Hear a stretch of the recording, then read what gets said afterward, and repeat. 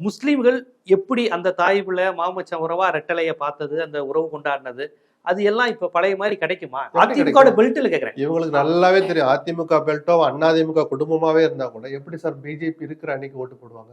So இவர்களுக்கே நல்லா தெரியும். ஒட்டுமொத்தமா 100 முஸ்லீம் கிறிஸ்தவர்கள்ல 5% கூட நமக்கு கிடைக்காது அப்படிங்கிற முடிவுக்கு வந்திருப்பாங்க. சரி, அதனால சொல்றேன். அடுத்த ஆப்ஷன் என்ன?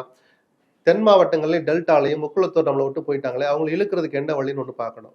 தினகரனை தள்ளிட்டார் பாத்தீங்களா, ஓபிஎஸ் உட்காரோட பாத்தீங்களா, கூப்பிட்டு வரலையா? இல்ல மற்ற தலைவர்கள் வந்திருந்து ஓபிஎஸும் தினகரனும் வரலைன்னா இந்த விமர்சனம் சரி. பச்சைமுத்து உட்கார்ந்துருக்கிறார், வாசன் உட்கார்ந்துருக்கிறார், ஜான் பாண்டியன் உட்கார்ந்துருக்கிறார். இவங்களெல்லாம் உட்கார வச்சுட்டு இவங்க 2 பேரும் இல்லைன்னா நீங்க சொல்ற விமர்சனம் சரி. பிஜேபி அன்னைக்கே 2 பேரையும் கழட்டி விட்டுடுச்சுன்னு. அப்படி எதுவும் நடக்கலையே.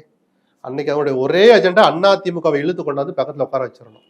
எடப்பாடியை நம்ம முன்னாடி உட்கார வைக்கணும், நாம பேசணும், ஒரு வாயை மூடி கேட்கணுங்கிற அந்த ஒரு பாடி லாங்குவேஜ் தான் அமித்ஷா கிட்ட தெரிஞ்சது. அதை சாதிச்சிட்டார். அதனாலதான் அதிமுக தொட்டம் புழுக்கத்துல இருக்கிறான். இவ்வளவு பெரிய கூட்டணி அமைஞ்சிருச்சேன்னு ஒரு துளி கூட உற்சாகம் இல்லையே. சோ அன்னைக்கு அவர் என்ன பண்ணிருக்கணும்? அவர்கள் ஆல்ரெடி என்டிஏல இருக்கிறாங்கன்னு ஒரு வாரியம் சொல்லி இருந்திருக்கணும். யார